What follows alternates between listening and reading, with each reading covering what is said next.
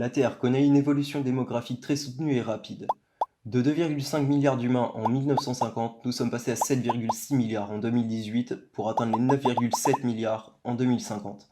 Une question se pose alors, comment nourrir toute la population? Dans les années 1950, l'agriculture évolue et s'industrialise. La révolution verte se met en place. Les fermes se développent et doublent leur production, faisant fortement évoluer leur structure.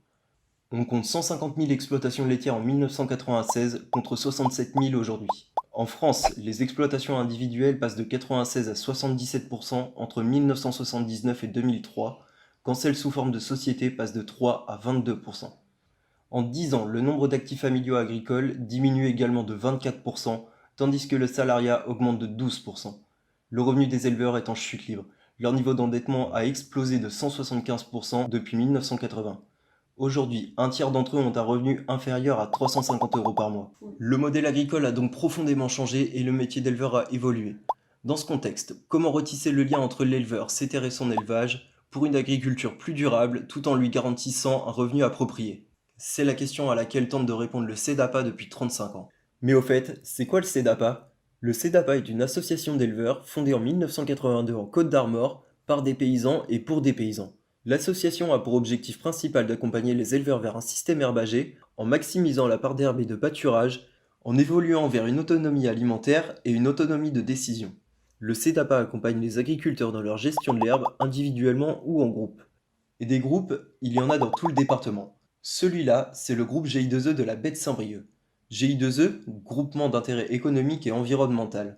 Ce groupe s'est formé en 2012 suite à une forte demande des agriculteurs du territoire. Aujourd'hui, il comporte une vingtaine de fermes. Mais au fait, pourquoi vouloir passer en système herbagé? Pour répondre à cette question, deux éleveurs du groupe témoignent.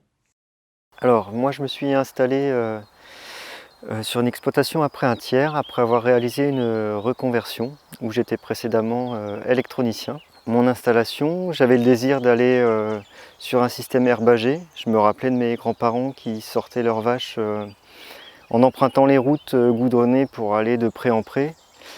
Et donc moi, c'était vraiment mon objectif, c'était de valoriser l'herbe. Donc on est parti d'une surface herbagère accessible de 15 hectares pour progressivement la faire passer en année 5 à une surface accessible de 24 hectares. Donc bonjour, je m'appelle Thomas Leclerc, donc je suis installé sur la commune de Plédéliac depuis 2008. Donc j'étais en GAEC avec mon père jusqu'en 2013 et donc je suis seul exploitant en EARL depuis 2013. Voilà. Auparavant j'avais un système très classique avec maïs en silage, correcteur azoté pour les vaches laitières. Donc j'avais autour de 25-26 hectares de maïs en silage pour 65 vaches traites.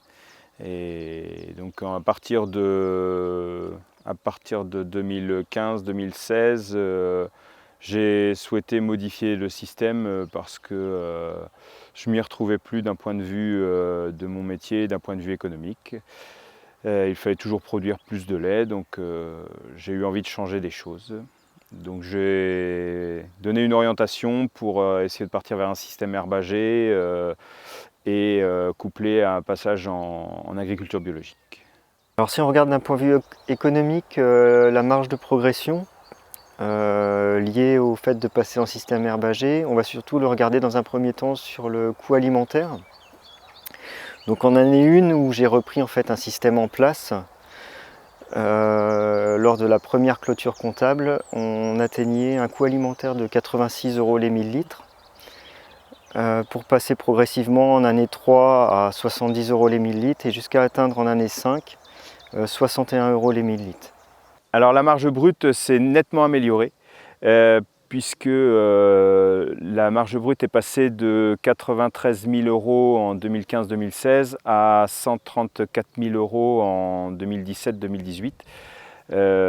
Certes, le prix du lait a été amélioré par le passage en bio. Malgré tout, je n'avais livré que 6 mois de produits en bio. Donc l'impact du passage en bio n'est pas le seul n'est pas le seul argument pour justifier l'augmentation de la marge brute. Donc le système herbagé a nettement modifié et amélioré la marge brute. Par contre, ce qu'on peut constater au bout de cette première année, c'est une diminution des frais vétérinaires sur l'exploitation. Donc en année 1, on était à peu près à 100 € par vache, ce qui est assez élevé.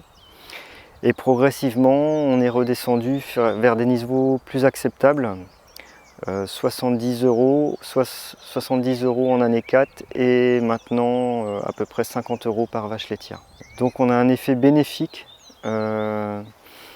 du système alimentaire et donc du système herbager sur la santé, la vitalité des bovins.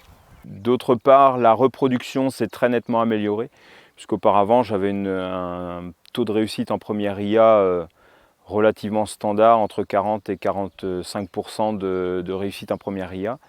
Et depuis un an et demi, je suis passé à 67-68% de taux de réussite en première IA. Suite au changement de système, la production laitière a quand même nettement baissé, puisque je suis passé de 7600 litres de lait produit avant en 2015-2016 à 5400 litres de lait produit en 2017-2018.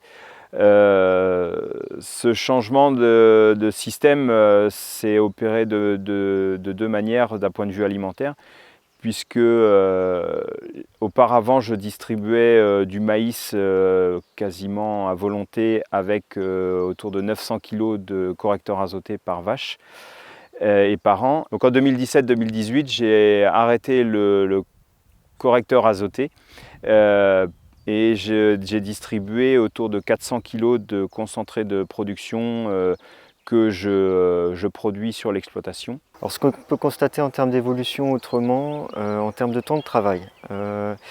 Temps de travail, le système herbager nécessite une forte mobilisation, on va dire, de ma main-d'œuvre les premières années, pour surtout l'installation des systèmes de clôture et des paddocks.